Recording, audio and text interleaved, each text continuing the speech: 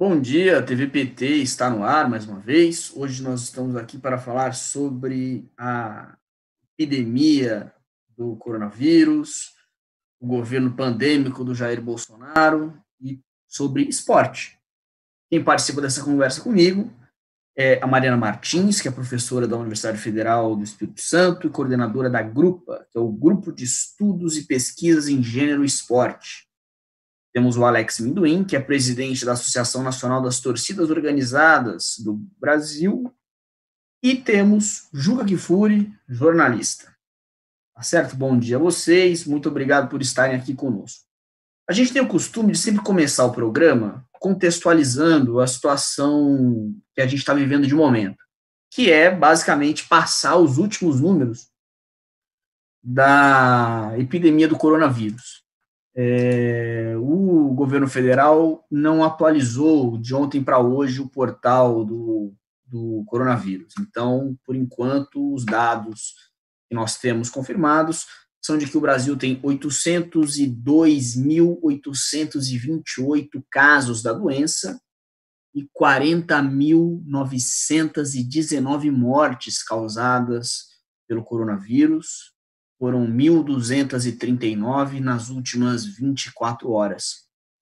É uma tragédia, e apesar dessa tragédia, a gente vê aí uma série de discussões absurdas sobre reaberturas e coisas do tipo. Só nas últimas 24 horas foram 30.412 casos novos registrados no país. Lembrando que esses casos não são testados resultados de testes em massa, eles são de pessoas que apresentam sintomas, o que é muito preocupante, né? Porque a gente está completamente fora de controle. Só para finalizar esse ponto, pesquisadores avaliam que o número real de casos no Brasil seja 7 vezes maior do que esses 800 mil que são calculados pelo Ministério da Saúde.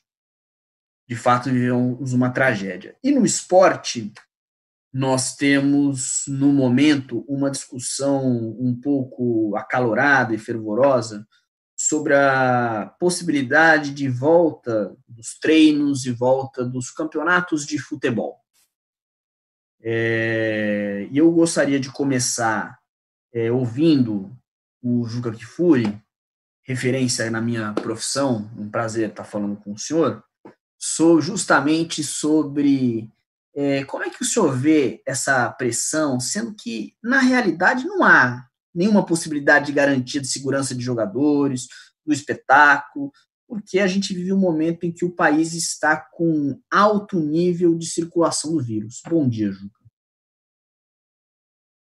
O microfone está fechado. É preciso abri-lo, por favor.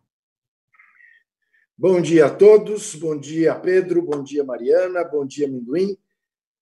Primeiro vamos combinar uma coisa, Pedro, o senhor está lá em cima. Sou você, jornalista não chama jornalista de senhor, é você. Eu vou ser absolutamente sintético, Pedro, para te dizer o seguinte, há risco de uma vida por causa de um jogo de futebol? Nessas circunstâncias, claramente há. Por mais que seja feito com toda segurança, há risco de uma vida. Portanto, não faz sentido algum ter esporte algum, porque não é prioridade ter esporte. Estou morrendo de saudade de futebol? Estou morrendo de saudade. Estou louco para amanhã ver a volta do Messi no Campeonato Espanhol? Estou acompanhando o Campeonato Alemão como se fosse aqui o do meu bairro? Estou. Mas não há o que justifique o risco de uma vida sequer por causa de um jogo de futebol. Obrigado, Juca. Minduim, como é que você vê essa questão? Só queria complementar aqui, até a Fórmula 1 cancelou corridas, 3 etapas, assim, que seriam realizadas, uma no Japão, no Azerbaijão. A gente fala de Japão, um país que tem um nível de informação sanitária altíssimo, onde as pessoas realmente se protegem e protegem os outros, né? Quando a gente compara com a situação brasileira de total descontrole, enfim. Minduim, bom dia. Bom dia, grande satisfação estar participando com vocês. Bom dia, Juca. Bom dia, Mariana. A gente tem discutido com os torcedores, né, praticamente aí nos quase 27 estados, sobre esse momento que a gente está atravessando, o Campeonato Brasileiro, né, se volta, se não volta. E dentro das torcidas organizadas é unânime. Primeiro, a preocupação, né, com a população de forma geral e a preocupação com os associados que compõem essas torcidas organizadas. Então, dentro das torcidas, se há, na verdade, um sentimento de que o problema da população deva ser resolvido em primeiro lugar, né, colocando em paralelo a questão do futebol. Nós achamos que o campeonato brasileiro desse ano não há condições alguma, né, de ter um retorno plausível, por mais que seja as medidas que os clubes venham a tomar com os seus atletas. Nós precisamos entender que o time, a equipe, ela tem um efeito cadeia, não cabe, não tem somente os jogadores. Tem a comissão técnica, tem os funcionários, e esses funcionários têm seus familiares.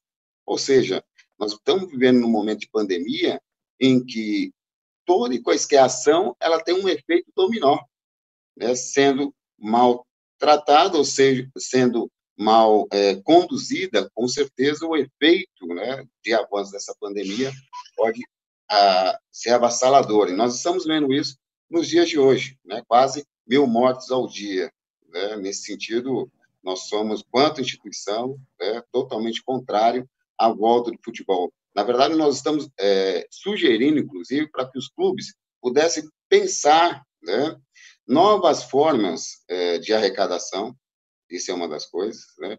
Pensar uma nova estrutura futebolística, que cabe, inclusive, repensar as questões contratuais que envolvem os jogadores de futebol, né? Pensar a possibilidade de uma nova política salarial, né, que envolva o teto mínimo e o teto máximo, né, para que esse jogador, inclusive, sobreviva. Né? Aí, claro que a gente vai adentrar nesse assunto, mas eu só quero fazer um único recorte. Nós temos quase 6.000 jogadores de futebol profissional, certo? Desses quase 6.000, menos de 10% ganha acima de R$100.000. E o que eu quero dizer com isso? Que 92% desses jogadores ganham em torno de R$2.000, R$3.000, R$4.000.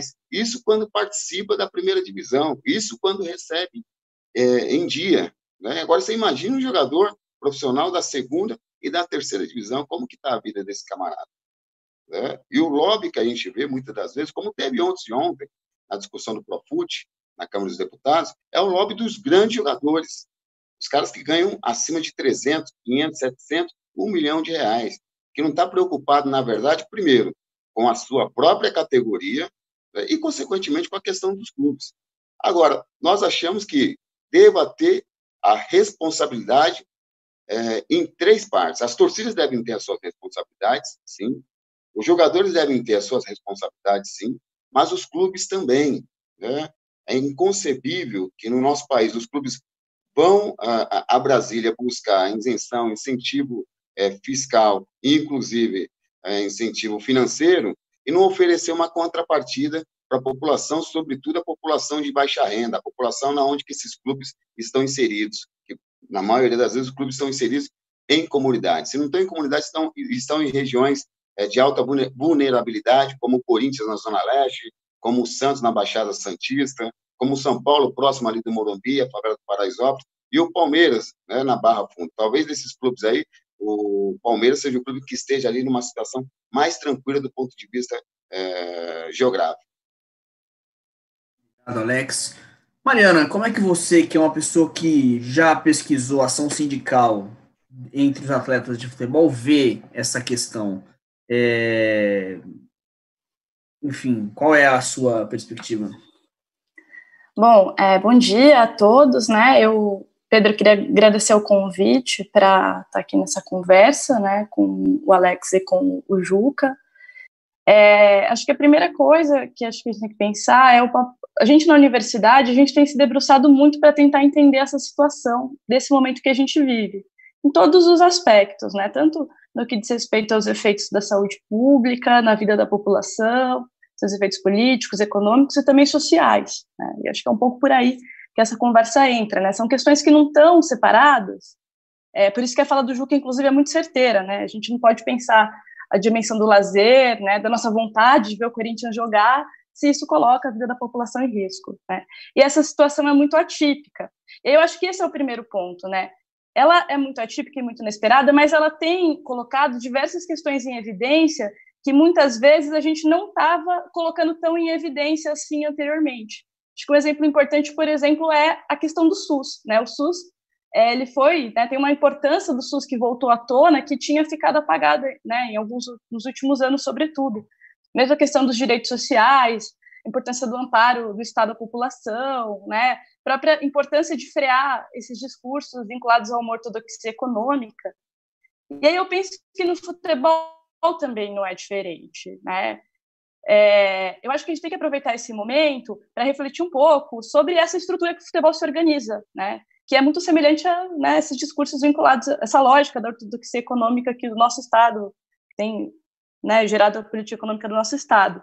A gente vê no futebol um fosso de desigualdades, né? A gente tem, como o Alex colocou, um percentual pequeno de jogadores que têm salários milionários e uma base dessa cadeia que os contratos são sazonais, os salários são baixos e muitas vezes esses salários são atrasados. E aí, nesse sentido, é muito importante a gente olhar criticamente para essa estrutura, como se organiza o futebol, né, e começar a repensar esse modelo, porque esse modelo está colapsando. Está colapsando por causa dessa situação, mas ele já vinha colapsando antes, né? Talvez a gente não percebesse, mas ele já vinha colapsando. E esse fosso que existe entre alguns clubes, essa tendência, né, a concentração de capital, alguns clubes vão, né, se descolando cada vez mais dos outros, né? Isso gera alguma demonstração de um colapso desse sistema, né?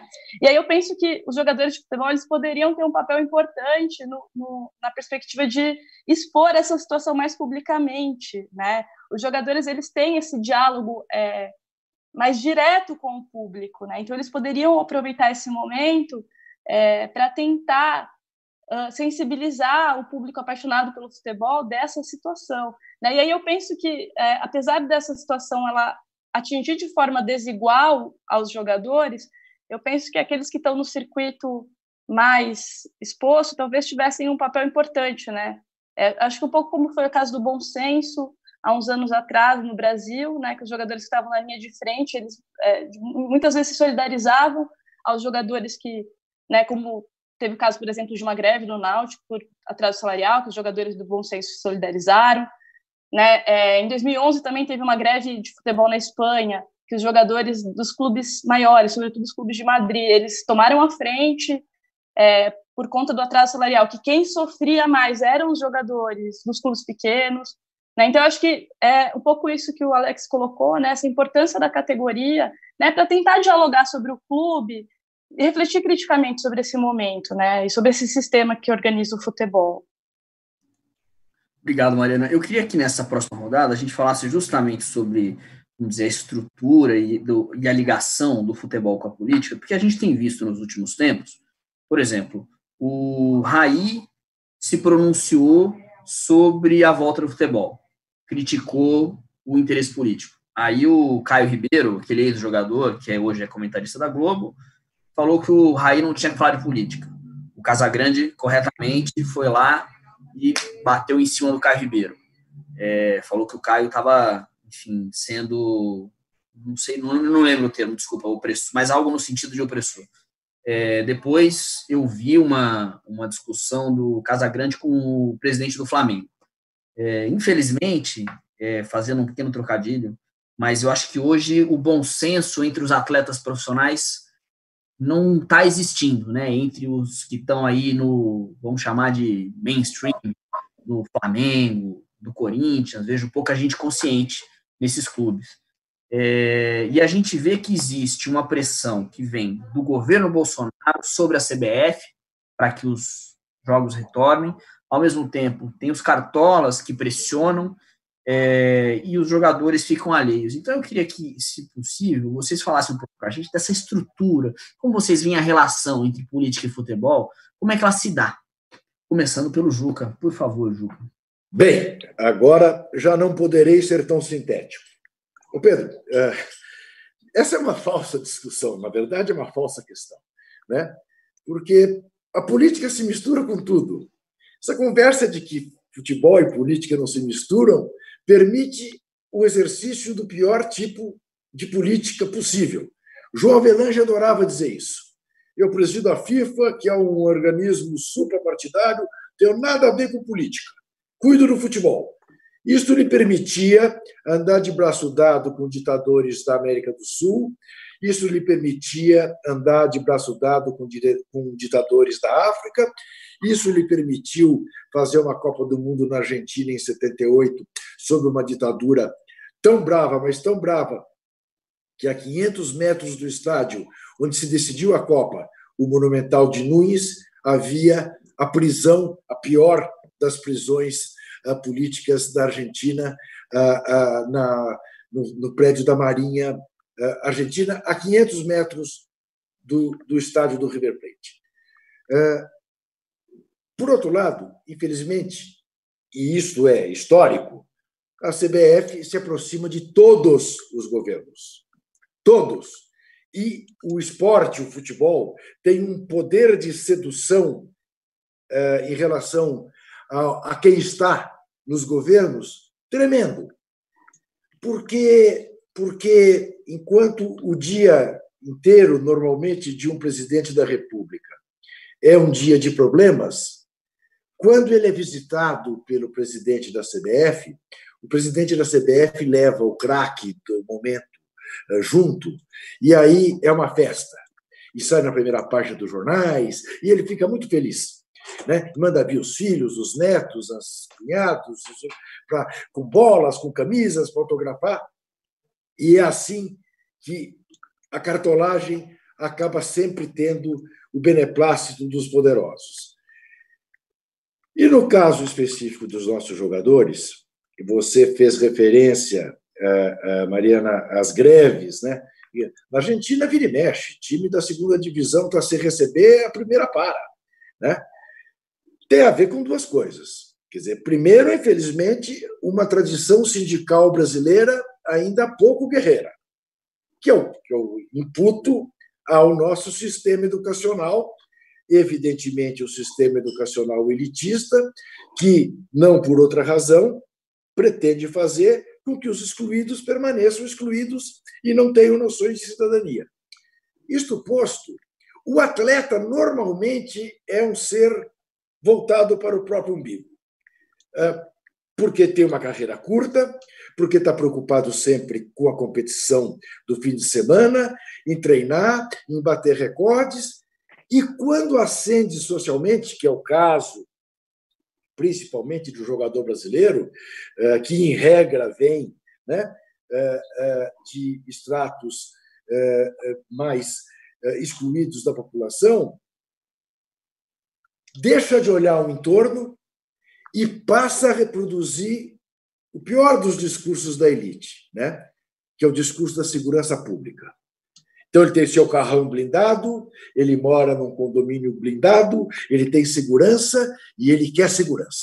Né? E aí, então, você tem as demonstrações dos Felipe Melo, dessa gente toda, e que eu aplaudo. Eu prefiro o atleta que se manifesta, mesmo quando contra aquilo que eu acredito, ao atleta alienado politicamente. Não é por outra razão que a gente conta nos dedos de duas mãos, né, os atletas brasileiros que, em atividade, se manifestavam politicamente. Né? O Afonsinho, o Sócrates, o Reinaldo, o Casagrande, o Vladimir, e não vai muito além disso. Né? O Paulo André, quando liderou, né, o movimento do bom senso, e lembre-se, o que aconteceu com o Paulo André? Ele foi exilado para a China. Mandaram ele lá para o raio que o parta. Né? Alguém dirá, um exílio dourado? Sim, um exílio dourado, foi ganhando um bom dinheiro. Mas aqui não podia jogar. E quando voltou para cá, para jogar no Cruzeiro, ouviu do Vanderlei Luxemburgo. Faz favor, filho, cala a boca, porque senão o presidente já disse que não te quer titular. E aí ele fez a opção por terminar a carreira dele jogando. E eu, como não sou de exigir sacrifício com o pescoço alheio, sou capaz de compreender perfeitamente que, nessas circunstâncias, ele tenha acabado, enfim, diminuindo a vocalização das suas reivindicações, que era, como disse a Mariana, muito mais voltada para os boias-frias do futebol, esta porcentagem enorme dos que ganham um salário mínimo ou 2 no máximo, do que propriamente para eles. A pandemia, Pedro, para terminar, a pandemia tem, pelo menos, dá pelo menos a possibilidade do futebol brasileiro organizar o seu calendário adequado ao calendário do futebol mundial, tá? Que seria um ganho para o futebol brasileiro. Mas nem isso eu acredito. Eu não acredito. Eu acho que a nossa cartolagem é tão perversa que nem isso. Ela quer voltar a jogar a todo risco e não está pensando numa organização maior que a pandemia permitiria. Tá certo, obrigado. É realmente uma situação lamentável. Acho que a gente pode dizer que no Brasil não existe muito uma cultura educacional de proteger o coletivo, né? Que era uma coisa que seria muito necessária. Enfim, Alex Minduim, eu queria ouvir a sua perspectiva também sobre a relação futebol-política, porque a gente sabe que, para além da política institucional, as torcidas organizadas têm ligações políticas com a cartolagem, enfim, muitas vezes acabam sendo até usadas pelos cartolas, né? Veja, nós defendemos que as torcidas, no seu todo, né, não só participem das políticas dos seus respectivos clubes, né, mas também ajam como fiscalizadores, né, e não cabos eleitorais, que se diga-se de passagem, né, fiscalizadores, né, estarem atentos sobre o ponto de vista da questão da gestão, onde está sendo investido os recursos desse clube, né, o que está sendo discutido dentro dos conselhos desse clube. Então, é a funcionalidade, é a função de uma torcida organizada. Quando a torcida organizada ela não exerce esse tipo de função, ela está fadada a desvios. Então, a nossa função, quanto à Anatorg, é orientar os torcedores, seja eles organizados ou não organizados, a estarem atentos ao que está sendo discutido dentro dos seus respectivos clubes. E não se ater aos noticiários, muitas das vezes esportivos, né, que estão aí, que tem a sua linha editorial, que traz o torcedor, na verdade, para a alienação. Né? O que está posto hoje no nosso país? Que se vale tudo, literalmente tudo, para se ter o ganho de um campeonato. No nosso país, o futebol se tornou tão chato, que basta um clube passar 3 derrotas consecutivas que a imprensa esportiva, essa comercial, já noticia que o clube está com sério risco e está em crise, fazendo com que os torcedores, né, só pensem na questão da vitória, né, do seu clube, mas não pensa no essencial, no todo. Então, são coisas que a Anatorg vem discutindo com os associados, com as suas afiliadas, mas também abrindo para o torcedor na sua amplitude. Por quê? Para, inclusive, esse associado questionar os seus líderes, do ponto de vista da atuação da tua torcida, né? Para que as torcidas não se tornem reféns dos seus dirigentes. E esse fenômeno que está ocorrendo praticamente há 6 anos, com essa atuação fortíssima da Anatorg, ela tem, de certa forma, atenuado e mudado, inclusive, algumas realidades no que diz respeito à estrutura futebolística que está posta no nosso país. Hoje nós já temos, né, ex-dirigentes de torcida organizada que já participam ativamente de algumas diretorias executivas dos principais clubes do país. E nós defendemos que a linha do torcedor organizado deva ser essa. Né? Aliás, é uma linha tríplice. Né?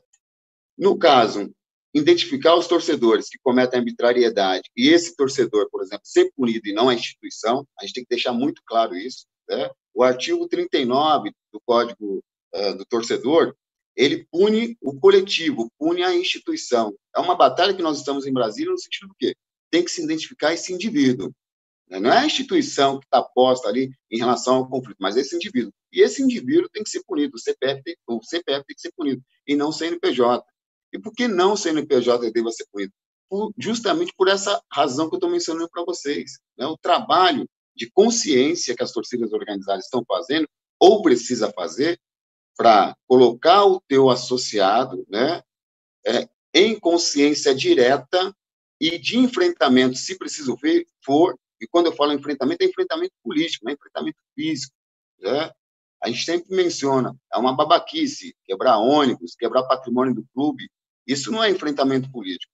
Enfrentamento político é quando você tem gente organizada, contestando com base e participando da vida ativa dos seus respectivos clubes. Por vezes eu vejo torcedor mencionando, poxa, Alex Minduim, mas a gente não tem condições de arcar com a mensalidade, arcar com a titularidade. É verdade, isso é fato. A realidade do povo brasileiro, sobretudo, né, do torcedor organizado, é muito distinta. Mas há possibilidade de alencar alguns indivíduos dentro da torcida organizada e, inclusive, cotizar a adentrada desses camaradas no processo de filiação desses clubes e passarem a participar ativamente da vida desse clube. Nós só vamos mudar a estrutura futebolística e também a cabeça desses nossos dirigentes, que eles podem gostar de tudo, mas não gostam de futebol e não gostam do próprio time, né? A partir do momento que esses torcedores que têm aí, né, as suas calças desgastadas, né, por conta ali do concreto da arquibancada, né, as suas milhares de horas de caravana para atravessar vários pontos territoriais do nosso país para prestigiar seu clube, né, tendo essa sensibilidade, colocando essa sensibilidade em serviço da instituição. E, por último, eu menciono o seguinte: por que as torcidas organizadas são tão combatidas pela grande imprensa, pela imprensa comercial? São poucos programas jornalísticos e esportivos que são sérios e que conseguem compreender a complexidade que envolve uma torcida organizada. Né? Quando se há um ato totalmente que as torcidas, as instituições não concordam do ponto de vista da questão de violência, é óbvio que a imagem choca. Né? É óbvio que a imagem do conflito um ser humano contra o ser humano, por conta de nada, absolutamente nada, né, choca. Agora, o que a gente tem que entender é que ali não está a instituição, está um agrupamento que ele pode ser até oficializado como sócio da torcida, né, mas não diz, a atitude dele não diz respeito, muitas vezes, né, ao que a torcida pensa, ao que a torcida defende. Por isso que a gente fala, olha, esse indivíduo tem que ser identificado, esse indivíduo tem que ser punido. A torcida vai fazer a parte dela, de expulsar esse indivíduo. Né?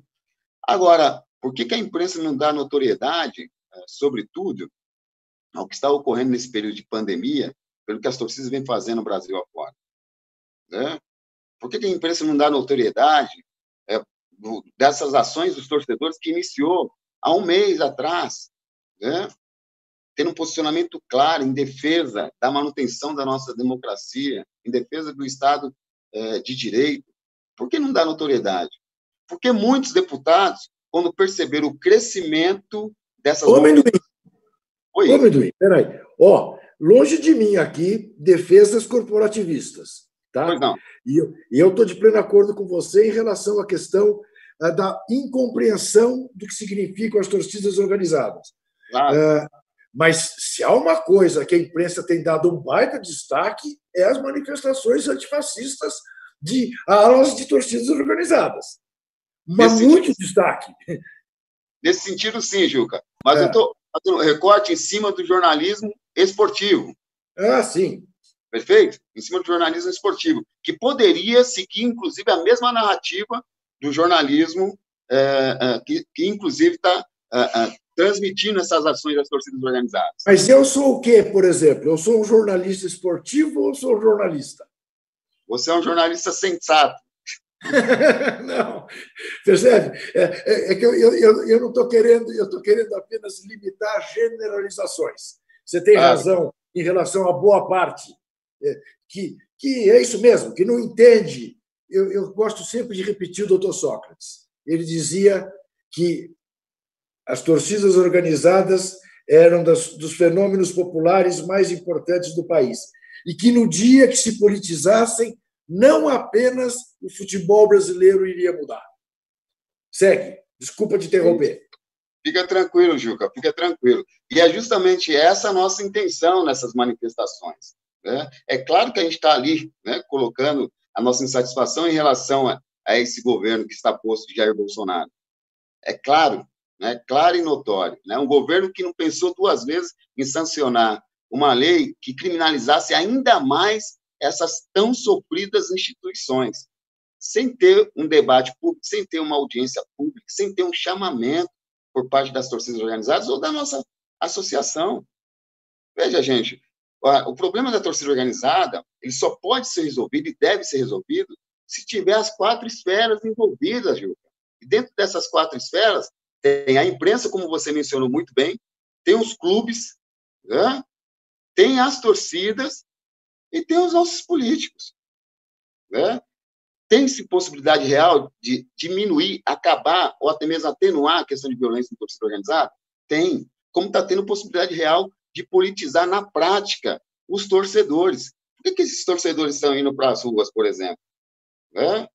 Por que eles estão ali pautando uma série de questões que cabem no guarda-chuva da democracia, sobretudo a questão do processo de reestruturação do futebol brasileiro? Porque esses torcedores chegaram no seu limite. E a pandemia, na verdade, ela deu margem, né, para explicitar, para desnudar o que está posto, né, no futebol brasileiro e o que está posto na nossa sociedade. Então, eu creio que essa participação das torcidas, essa movimentação das torcidas em mais de 18 estados, né, todos os finais de semana, de forma pontual, trará, com certeza, algumas bandeiras novas para que faça com que os clubes passem a repensar nos seus posicionamentos, seus dirigentes, né, passem a repensar nos seus posicionamentos em relação à volta ou não do futebol brasileiro. Obrigado, Alex. Vou passar para a Mariana. Antes, só queria fazer um comentário sobre a questão da imprensa. Eu acho que tem uma curiosidade muito grande. Em 2013, a gente viu a imprensa dividir os manifestantes de cada lado entre vândalos e população brasileira. Agora, os integrantes das torcidas organizadas são identificados pelos jornais apenas como torcedores e não como manifestantes. Essa é uma curiosidade interessante porque, de alguma maneira, esvazia a credibilidade da movimentação, da manifestação política. Mas é muito sutil, né? Mas, enfim, tá aí. Mariana, por favor. Eu não gosto muito de falar de torcedores porque não é exatamente o que eu estudo, né? Eu acredito que a minha orientadora, a professora Heloísa Reis, ela ia ter muito mais propriedade para falar sobre o assunto. Mas eu vou me permitir fazer uma observação relacionando essa questão ao caso dos atletas, né? Que é o que eu vim me debruçando com mais propriedade nos últimos anos, né? Eu penso que a elitização do futebol, ela afeta tanto aos atletas quanto aos torcedores, né? Os atletas são afetados na medida em que aumenta o fosso entre os clubes, os pequenos clubes entram em crise, os salários começam a ser atrasados, né? Aumenta a desigualdade dentro da categoria, tem os contratos cada vez mais precarizados, né? E para a população em geral, para os torcedores, é óbvio, né? A elitização está afastando cada vez mais o povo do estádio, né?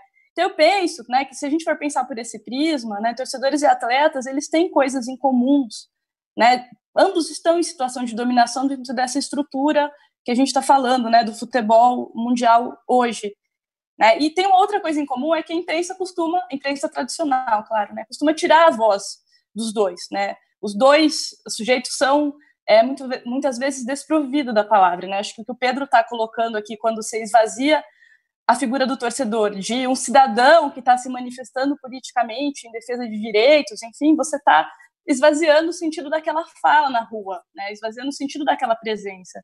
E os atletas também têm essa fala esvaziada na medida em que tem toda uma estrutura um pouco até paternalista, né, que acomoda um pouco a imagem que os atletas têm, né? Então, eu penso que essa seria uma aliança estratégica no processo de transformação do futebol.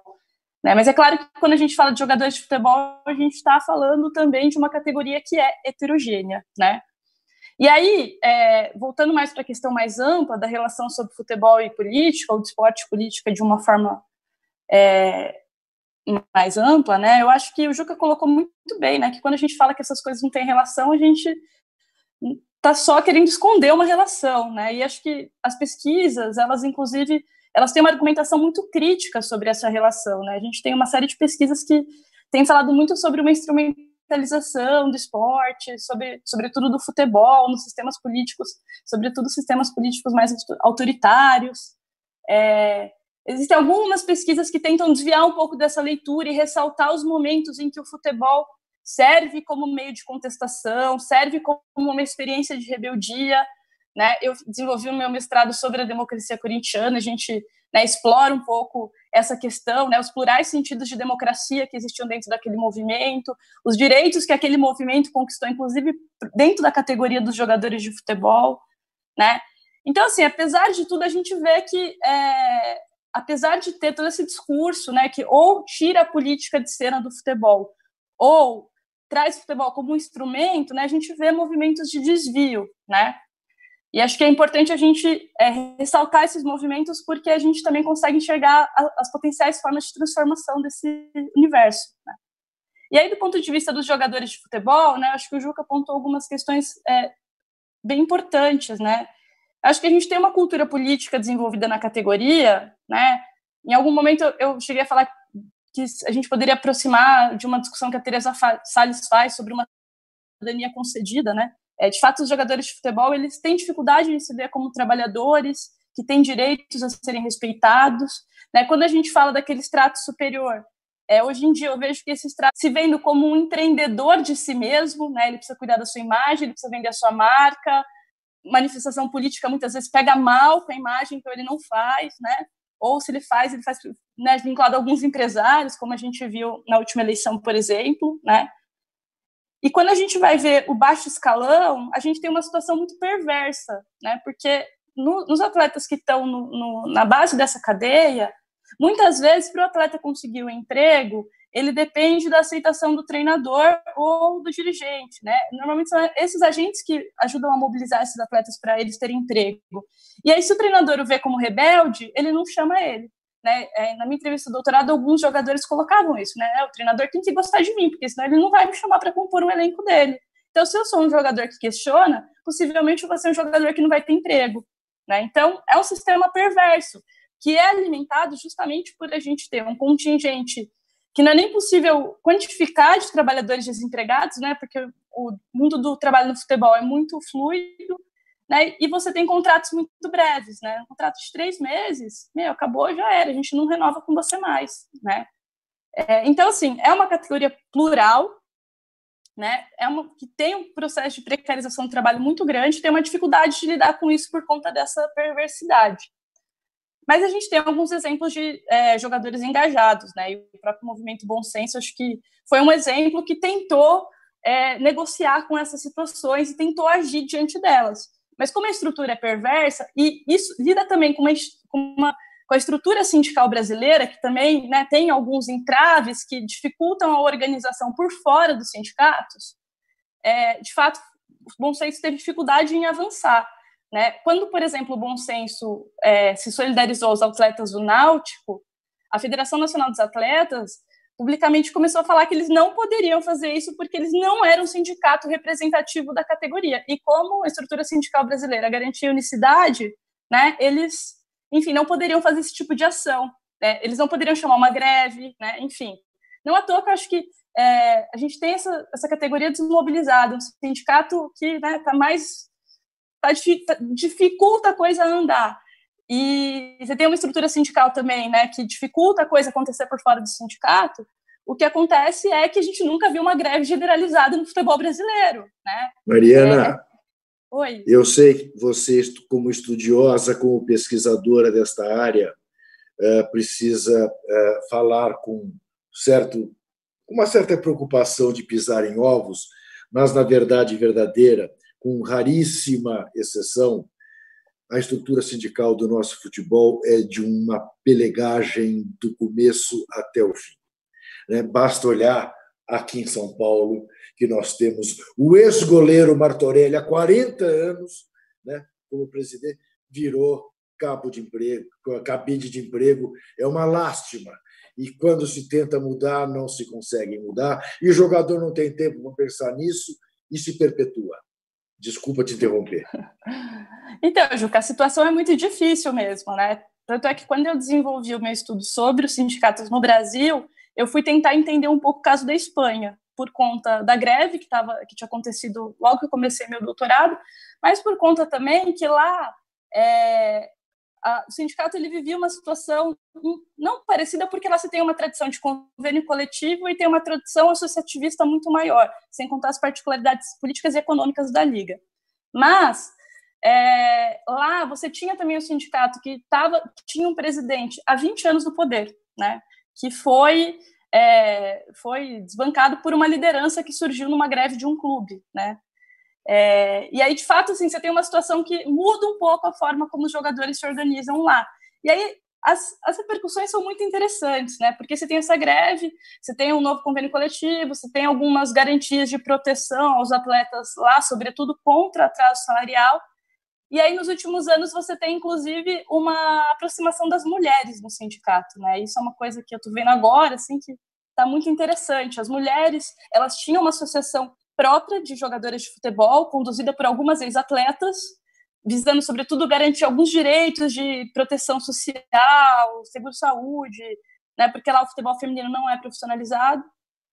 E aí, desde 2016, essa associação começou a fazer parte do sindicato, né, e o ano passado a gente teve uma greve na Liga Feminina, né, espanhola. Né? Então, assim, a gente percebe que acho que não dá para fazer um Ctrl-C, Ctrl-V da situação, porque tem muitas particularidades, mas eu acho que quando a gente olha para a agência desses jogadores e para algumas coisas que acontecem, eu acho que a gente pode ver algumas coisas que podem ser potentes para contribuir para o processo de transformação. Né? E aí eu penso que uma diretoria do sindicato um pouco mais arejada, de fato, poderia contribuir muito para isso. E aí talvez uma coisa que esteja acontecendo no Brasil, e aí eu não sei direito, porque eu ainda estou olhando muito distante isso, não estou estudando isso, porque é uma coisa recente. Talvez possa ter alguma contribuição, é a criação do Sindicato Municipal de Atletas de São Paulo, né? Por exemplo, tem nesse sindicato, né, que tem vinculado algumas pessoas que fizeram parte do Bom Senso, o sindicato fez uma pesquisa sobre a opinião dos atletas sobre a pandemia, se os atletas queriam retornar ou não. Essa pesquisa foi 511 jogadores participaram dessa pesquisa entre a Liga 1 e a 3 do Campeonato Paulista, e é interessante e trágico ao mesmo tempo, porque dos jogadores, aqueles que querem voltar, sobretudo, estão concentrados na Liga, na Série A2 e na Série A3. E por que eles querem voltar? Porque eles precisam de dinheiro, eles precisam desse retorno financeiro. E aí é muito cruel pensar que o Jair Bolsonaro vetou a entrada desses atletas no auxílio emergencial, né? Então, assim, o que eu estou querendo demonstrar? Estou querendo demonstrar que acho que, sim, mesmo dentro dessa estrutura sindical perversa, tanto brasileira quanto do futebol, né, eu acho que tem algumas coisas que a gente pode olhar e ver potenciais espectros de transformação. Né? E aí, futebol e a política estão muito relacionados, e a gente tem que colocar isso em evidência, né? Inclusive a política no futebol e a política no Brasil. E daí a gente começa a entender por que tudo isso está acontecendo e por que os jogadores querem voltar a treinar nessa situação que as vidas ficam em riscos, e não as deles, né? As de outras pessoas que moram com eles, que eles circulam, etc. E acrescente aí, quer dizer, não é apenas perverso o governo Jair Bolsonaro não contemplar esses jogadores, como é perverso você pensar que você tem uma Federação Paulista riquíssima, né? E você não vai ver nenhum jogo da Federação Paulista, a Federação Paulista não tem um time, você vai ver o jogo do seu time, do seu clube, e a Federação Paulista não abre seus cofres para botar o dinheiro direto na mão deles. Direto na mão deles. Né? E, da mesma maneira, a CBF num esquema maior. Mas é isso. Isso dá a medida de como a superestrutura do futebol brasileiro ela não é apenas conservadora, ela é profundamente reacionária e ela é profundamente corrupta e corruptora, infelizmente. Não, e no futebol feminino, por exemplo, teve o auxílio da CBF para os clubes, né, do Campeonato Brasileiro. E, pelo menos uma reportagem que eu vi no El País, no início de junho, essa reportagem falava que os clubes, eles resistiam a usar esse dinheiro para pagar as atletas, né? Então, assim, são vários níveis de perversidade dessa estrutura, né? Por isso que eu penso que se não são os atletas se organizarem, aí eu penso que uma aliança estratégica com os torcedores seria fundamental, né? Seria muito importante, ainda mais considerando esse contexto em que os torcedores estão na linha de frente da contestação, né? É difícil, né, você mudar pelo topo da estrutura, né, pelo menos eu sou muito cética com relação a isso. E aí, quando a gente vê a FIFA falando sobre as mudanças, a proposta da FIFA é teto salarial para os jogadores, como se isso fosse resolver todos os problemas do futebol mundial, né. Mariana, eu queria aproveitar esse momento e perguntar para você sobre a situação, para além do futebol profissional, do futebol feminino, dos atletas de esporte amador, num momento como esse, depois de tanto estrangulamento do financiamento do esporte pelo governo federal. Bom, quando a gente pega o futebol feminino, né, o futebol feminino vinha numa crescente de investimento, né. Acho que se a gente pega, sobretudo, primeiro, o governo da Dilma foi um governo que contribuiu muito para o futebol feminino se estruturar no Brasil.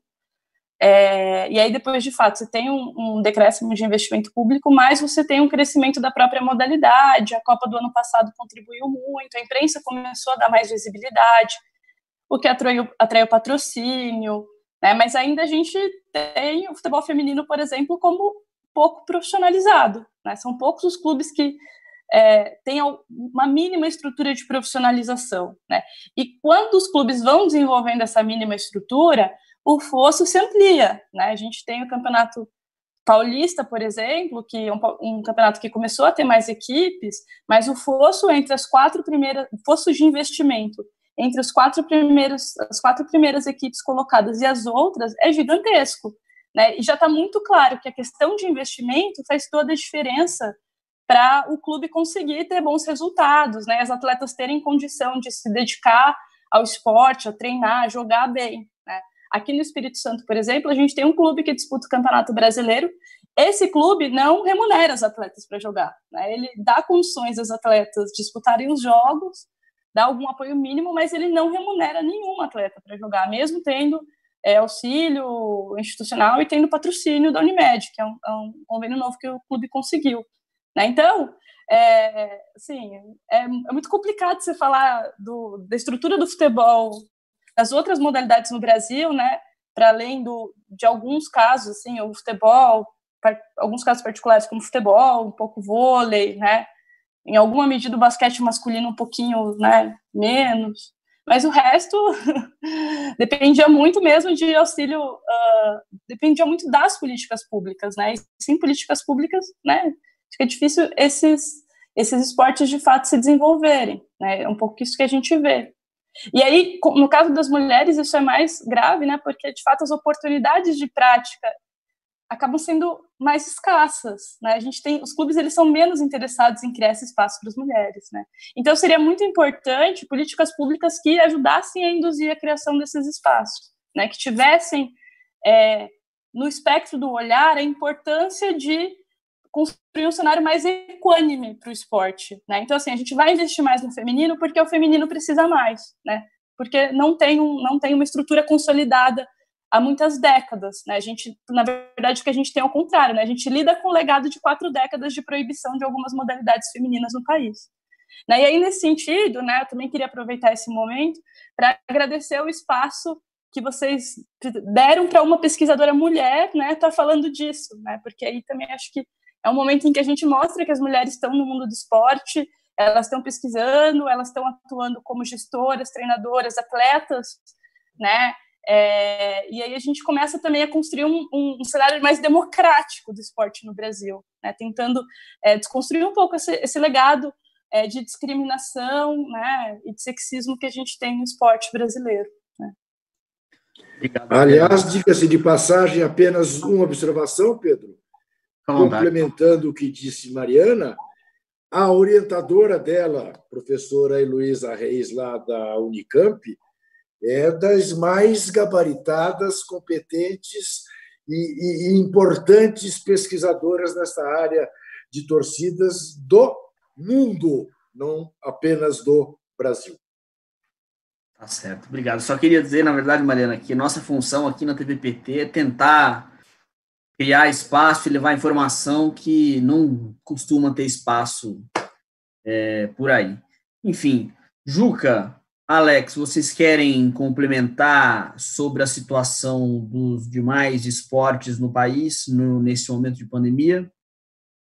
Ô, Pedro, eu só quero complementar para dizer o seguinte, que é a maneira como, né, e eu acho que quem estiver nos vendo, e acho que é uma discussão importante para um partido do tamanho da grandeza do PT, levar em conta, até porque já esteve 13 anos no comando do país e, embora com boa vontade, não foi capaz de implantar. Nós precisamos pensar o esporte, Pedro, antes de mais nada, como fator de saúde pública. Antes de mais nada. Num país com as carências do Brasil, não faz nem sentido a gente pensar esporte como fábrica de campeões.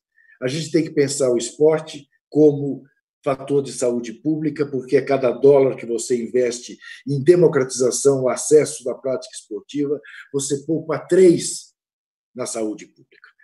Na verdade, o Ministério do Esporte, que este genocida fechou. O Ministério do Esporte é o Ministério da Saúde, porque o Ministério da Saúde no Brasil é o Ministério da Doença, né? É o ministério que tem que correr atrás de mais médicos, que tem que correr atrás de hospital. Como disse a Mariana na primeira intervenção dela, ai, se não fosse o SUS. Ai, se não fosse o SUS, o que nós estaríamos vivendo, apesar de todos os crimes que foram cometidos contra o SUS desde o governo Temer, inclusive pelo ex-ministro Mandetta, que saiu meio bonitão do pedaço, mas não venha para cima de mim, que a mim não engana. Expulsou os médicos cubanos e estava desorganizando completamente o SUS. Depois apareceu de colete do SUS e tal, porque viu aonde que lhe apertava. Mas, enfim, retomando. Então, nós temos que pensar o esporte assim. No momento que nós democratizarmos o acesso à prática esportiva no Brasil, a todas as faixas etárias, a todas as condições humanas, aos portadores de deficiência, da quantidade de brasileiros sairá a qualidade. E a qualidade vai ser explorada pela iniciativa privada, o que quer que seja. A obrigação do Estado é prover esporte para a população. Isso está na Constituição brasileira. Isso é que tem que estar na nossa cabeça. Nós temos que formular uma política esportiva, nós temos que saber o que nós queremos ser quando crescermos em matéria de esporte. É isso. Muitíssimo obrigado pelo convite, muitíssimo obrigado pelo debate. Foi muito bom aprender com a Mariana e comigo. Obrigado. Só queria fazer um complemento com relação ao Ministério da Saúde. Ontem a gente fez aqui uma entrevista com especialistas, com economistas, especialistas em saúde, e eles estavam dizendo que o SUS gasta R$3 e alguns centavos per capita e atende aí 100% da população brasileira. Enfim. Alex Minduim, sobre os esportes amadores, futebol feminino. Veja, se o futebol está passando esse tipo de situação devido a essa questão da pandemia, por falta, né, de descaso, né, sobretudo desse governo que literalmente, né, acabou com o Ministério dos Esportes, né, literalmente com a política dos esportes, né, e que trata a população brasileira, sobretudo no que diz respeito à questão assistencial, e R$600 aí no caso, né, que uma parcela da população brasileira, a duras penas, está conseguindo, né, depois de longas filas quilométricas na frente das agências lotéricas ou da Caixa Econômica, retirar. Na área de esporte, né, não se pensa o essencial, assim como também não se pensa o essencial para a população brasileira. Esse governo que está posto, aliás, a maioria dos governos, dos estados, tem pensado na questão da quarentena, nas medidas protocolares, mas quando eu digo não pensa no essencial, é não pensar justamente no quê? Na suspensão de uma conta de luz. na suspensão de uma conta de água, na isenção de impostos, né, na compra de um gás, né, na possibilidade de uma renda básica de cidadania, sobretudo para a população ativa, na possibilidade de uma renda básica para esse esportista, né, que está aí nos clubes ou nos clubes poliesportivos, né? Infelizmente, boa parte dos clubes poliesportivos tiveram que dispensar a toque de caixa os seus atletas, né? E que serão, obviamente, prejudicados no seu processo de formação. Nós estamos defendendo há muito tempo que os clubes têm a sua responsabilidade de contrapartida, né? Sobretudo oferecendo para esses atletas amadores, né, curso que possibilite a formação desse camarada, não só do ponto de vista esportivo, mas do ponto de vista da sua formação escolar, tá certo? Ou seja, nós defendemos contra a Anatorg que boa parte desses clubes também se transforma em colégios, né, para servir as comunidades locais e para servir a sua categoria de base. Para que, se caso esse atleta não vingar, né, no futebol profissional, e que, infelizmente, é a minoria da minoria, ele possa ser, pelo menos, um profissional na área do esporte.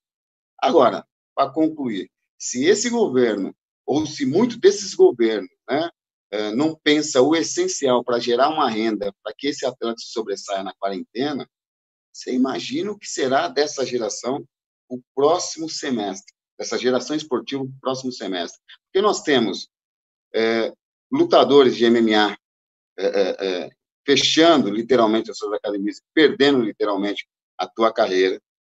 Nós temos atletas paralímpicos, né, perdendo patrocínio e perdendo a oportunidade, inclusive, de se preparar, né, para as próximas competições.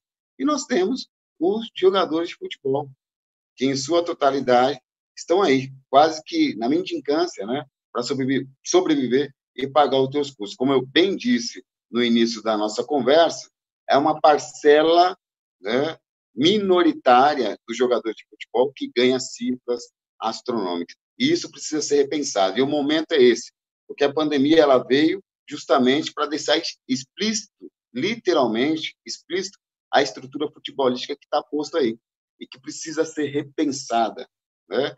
Precisa ser repactuada, né, para que a gente, no futuro muito próximo, possa fazer, não só do futebol, mas do esporte de uma forma geral, instrumento de inclusão, instrumento de geração de economia e, acima de tudo, né, instrumento de lazer, entretenimento para a população como um todo, para a população brasileira. Tá certo. Bom, vocês meio que já fizeram os agradecimentos, mas eu vou fazer uma última rodada de considerações finais, tá certo? E aí depois eu encerro. Mariana, por favor, suas considerações finais. Acho que é agradecer mesmo a oportunidade de estar conversando, esse tema é super importante, né? Acho que é importante esse assunto no final também, de quando a gente discute os impactos da Covid-19 sobre o esporte, é importante não falar só sobre o futebol, né, e falar sobre esses esportes que são tratados de forma subalterna na estrutura brasileira, né? Agradecer a oportunidade de estar falando, saudar a importância de ter mulheres nesse espaço e agradecer a indicação da minha professora Heloísa Reis, que me indicou para estar aqui nesse momento. Obrigado. Alex Mindlin, suas considerações finais, por favor. Obrigado pela oportunidade, Pedro. Grande satisfação, Mariana, acompanho o seu trabalho de longa data. Enorme satisfação também, Juca, acompanho o seu trabalho de longa data. Vários amigos aqui pedindo o seu abraço, né? E dizer para todos vocês sobre esse fenômeno que está ocorrendo nesse último mês. Por que esses torcedores estão indo às ruas? Por que essas torcedoras estão indo às ruas? Né? E muitas das vezes eu sou questionado, né, e me questionam assim, olha, isso é uma irresponsabilidade. No meio de uma pandemia, vocês estarem saindo às ruas, se arriscando, e por aí vai. Eu quero dizer que o risco que a gente está passando, sobretudo nas grandes periferias do nosso país, já está posto. Nós já estamos nas ruas faz tempo. Para o povo da periferia não existiu quarentena, não teve quarentena, não teve condições para tal, né? Do povo da periferia, o que sobrou é o vírus. O que sobrou, na verdade, é as más condições, inclusive, para enfrentar essa pandemia. Ninguém sai de casa à toa.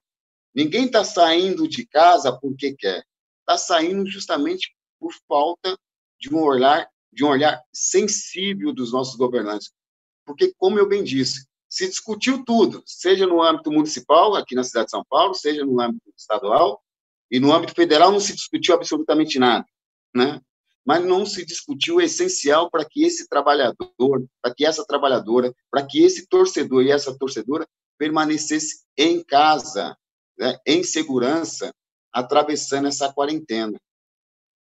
Agora, se esses torcedores estão indo às ruas, né, independente de partidos políticos, né, independente dos nossos políticos, algum recado eles estão dando.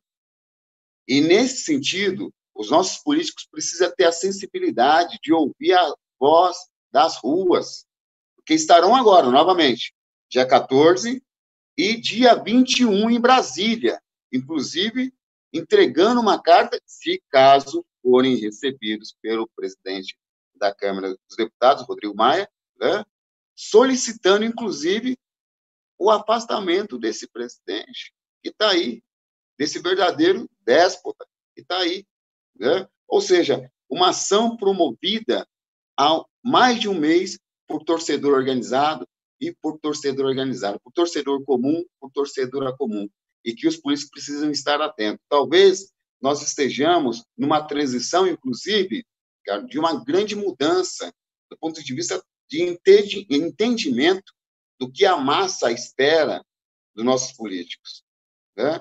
Talvez esse modelo que foi posto na década de 70, 80, 90 e anos 2000, que culminaram, inclusive, com a eleição de governos progressistas como Lula e Dilma, esteja fadado.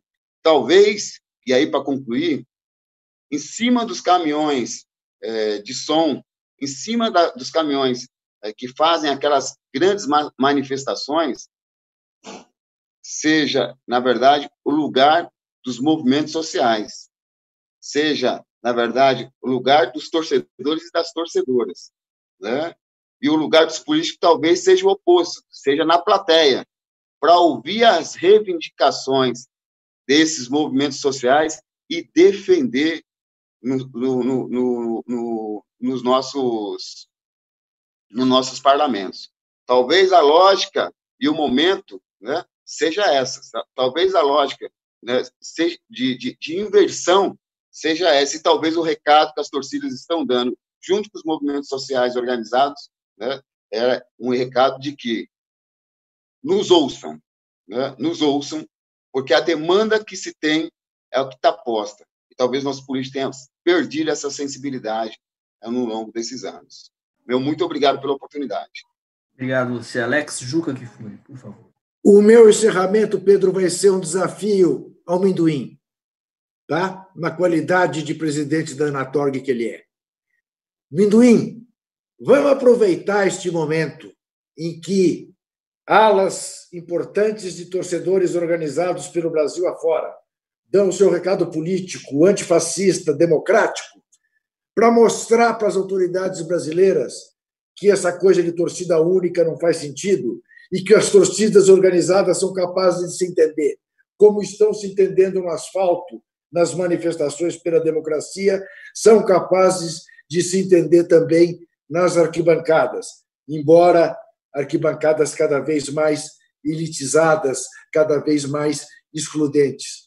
Faço esse desafio para você, como presidente da Anatorg, de fazer com que a paz passe a imperar e que os torcedores organizados se olhem como adversários, no máximo, jamais como inimigos. Muito obrigado.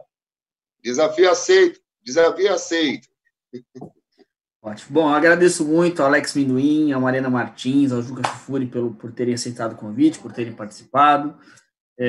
Só gostaria de lembrar que hoje, às 19h, a gente tem um novo programa, no nosso horário fixo. A gente vai debater as mobilizações de rua, e quem vai participar desse debate é o Danilo Pássaro, que é do coletivo Somos Democracia, da torcida do Corinthians, a deputada federal Marília Reis, do PT de Pernambuco, e o Raimundo Bonfim, que é da Central de Movimentos Populares, a CMP. Então é isso, gente. Muito obrigado e até lá. Obrigado.